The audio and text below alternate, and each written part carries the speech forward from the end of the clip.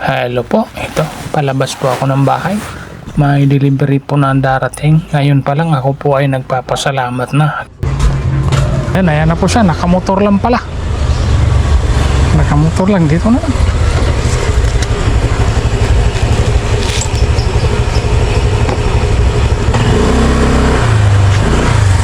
Ayan po.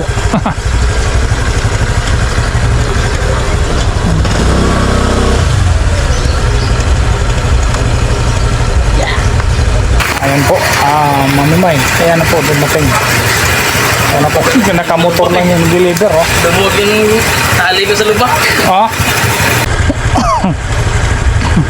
Pwede ba yung Gcash? Magkano nga yan? Pwede po. Sige po, mamaya po. Hindi na ako po sa dito. Oh. Sige po makitulong sir. Okay.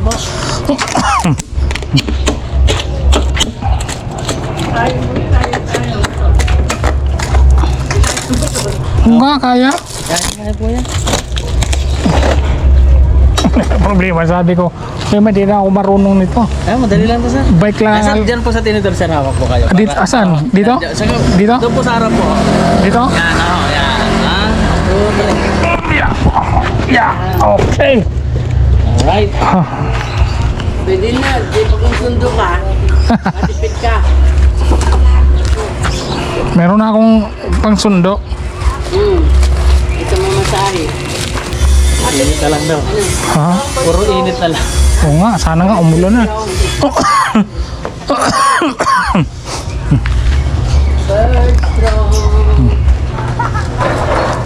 Tara sir, demo ko po sa inyo sir. Dito na lang sa loob, kasya naman. Dito lang sir, para matest review po muna. Di ko pa alam yan eh. Ano pa alam? Sige sir, ano pa sir? Doon na lang. Di ko pa alam. Bike lang ang alam kong manihuin. Parang bike lang dito sir, kaso ang pinagkaiba lang ng bike. Ito may ano siya, throttle. Parang naka-under na agad. Ate sir, pag iron mo, wala po yan agad. Ay, ganon? Kapit ka na sir. Sige po. Hindi na kayo mahirapang. Meron po tayo isang remote, dalawang susi po sa ignition, saka susi ng lock po sa gulong dito sa ilalim, no? Sige. Yan. Pero sir, ito, di na po advisable to kasi meron naman kayong alarm, yung anti-theft alarm. Kahit di nyo na po gamitin to kasi baka sakaling malimutan mo, patakbuhin mo, masisira po pati yung motor niya, damay na. Paano gagawin po? Ayan sir, pag remote sir, double tap po sa thunder sign dito sa gitna. Oo. Ayan. Okay na po yan, ready to use na po yan. Ayun. Pampatay niyan sir, ang lock, isang pindot. Yan, ito sir yung sinasabi kong anti-theft alarm. Yan. Pag naitulak-tulak yan sir, yan, mag-alarm na yan, then maglalak na po gulong yan. Okay. Second natin po, mas mahabang alarm, mas mahabang lock. Okay. Okay. Yan. Tapos sir, pag naka-alarm, bago nyo gamitin, unlock muna, patayin mo muna sa unlock. Okay. Pag ayaw nyo naman po sir gamitin yung remote, and sir manual, dalawang click po, okay na yan, ready to use na yan sir. Paikot na. Ito po yung throttle niya sir, yan. Yan po yung, ito number 1 Umiikot sir. na rin to sabay? Di naman po.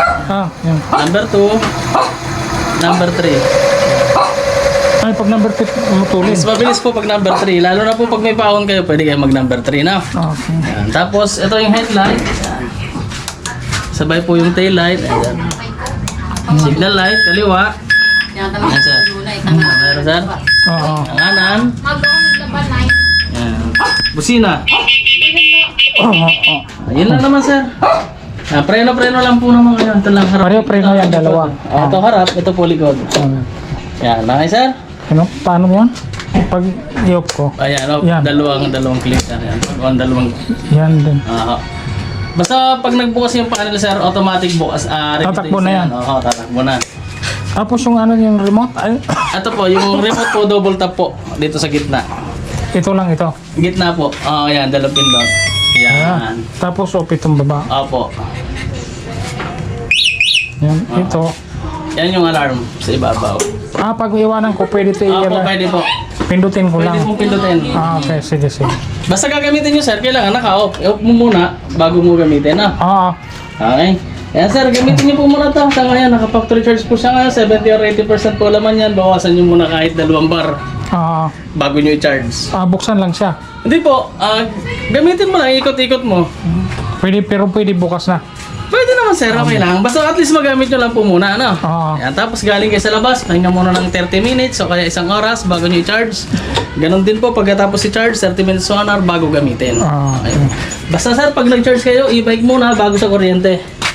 Saksak nyo muna dito yung charger bago po sa kuryente, no? Ito muna, dito Ito muna.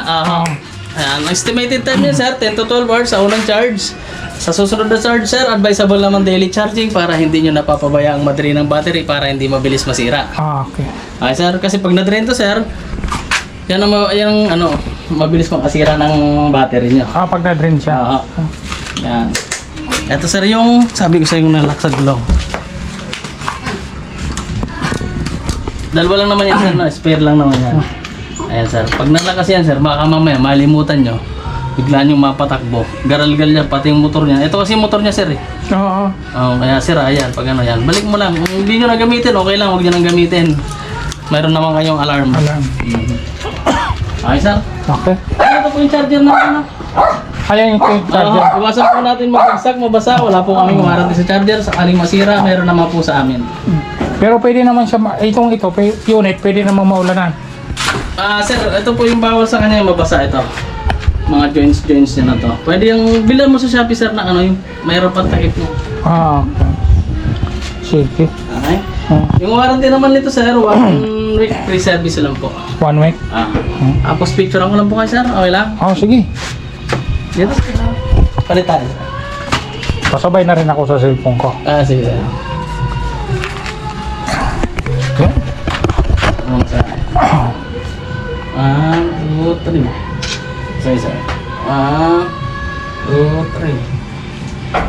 Okay. Ayun, thank you. Balik.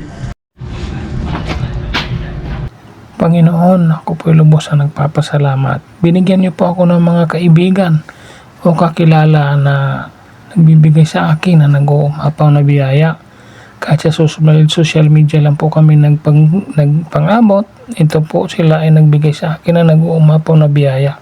Thank you so much Panginoon. Ito po ay mga katauhan ni May Santos Corpos at Eric J. Corpos.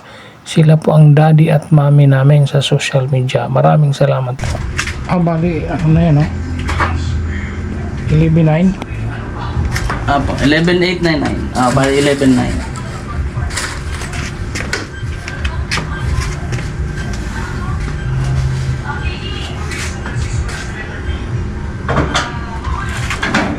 Ano kayo number? Ito po, 0962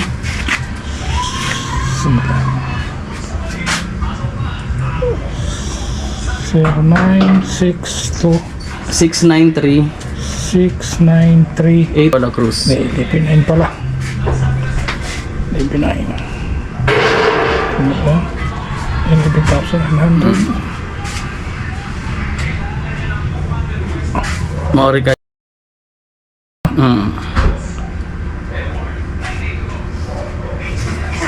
Picture ako lang. Picturean mo na lang.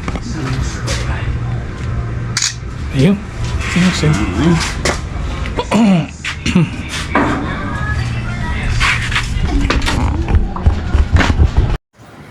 Mami May at Daddy Eric, ayan na po, nasa harapan ko na yung e-bike na sa harapan na ng bahay talaga namin at andyan po yung nagde-deliver.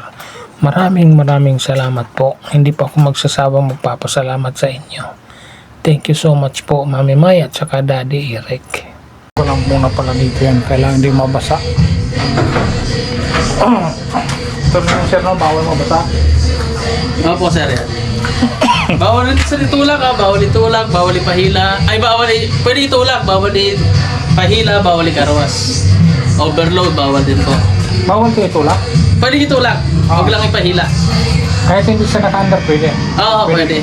Kasi itutulak ko lang. Sige sir, una na po ako. Thank you po. Okay, thank you so much. Salamat po. Thank you. Okay, yun. Yun, dito magbo-voice over na lang ako kasi hindi ko talaga ako alam kung anong sasabihin ko. Nasobrahan ako sa excited. Ayan, pinagsusukat ko na yung helmet. Hindi ko na alam kung paano sasabihin ko. Sobrang saya, sobrang excited kung paano gamitin kasi first time ko lang nagkakaganito First time ko na magmaneho ng ganyan. Hahahay. Ito po, mami. Subukan ko na, oh. Haha. First time ko magmaneho nito.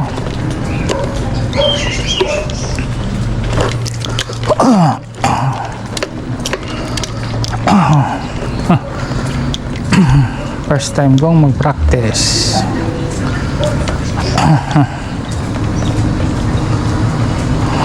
Yan. Mukha kong ikot-ikot.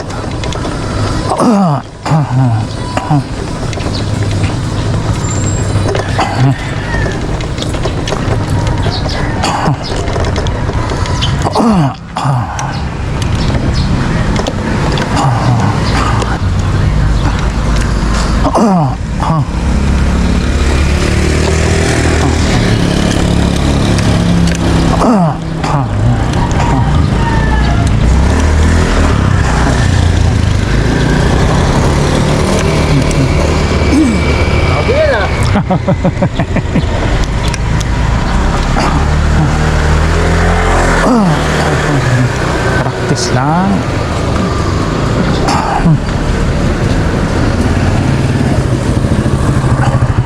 Karating na agad sa malayo. Dahan-dahan lang.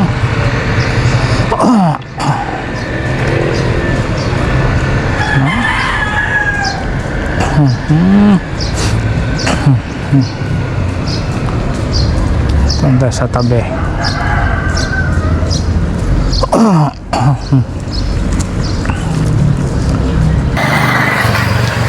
Yun. Maraming salamat po. Ito nakapag-practice na po ako, Mami May. Ito ako'y Daddy Rick. Mami May at saka Daddy Rick, maraming salamat po sa ito po. Meron ako. Ayan, itong e-bike. Napakalaking tulong po to sa amin. Ako po'y lubusan nagpapasalamat sa inyo. Actually, dito na po ako sa kalsada yan. Nag-ano na po ako pa-practice. Ako po'y lubusan nagpapasalamat. Ako po'y inyong napiling nabigyan nito. Laking tulong po ito, Mami at Daddy Eric. Mami May, Daddy Eric, thank you so much. Ako'y lubusan nagpapasalamat. Napakalaking bagay po ito sa amin sa paghahatid ko sa aking asawa sa labas at pag-uwi. Thank you so much. Kukulang po ang pasasalamat. Napakalaking tulong, napakalaki na po na naitulong nyo sa akin. Maraming salamat po, Daddy and Mami. Wala na akong masabi. Papasalamat sa inyo. Maraming salamat po. At sa lahat po, maraming salamat. Team Kasangga, thank you so much po sa inyong lahat. Yun lang, papractice muna ako.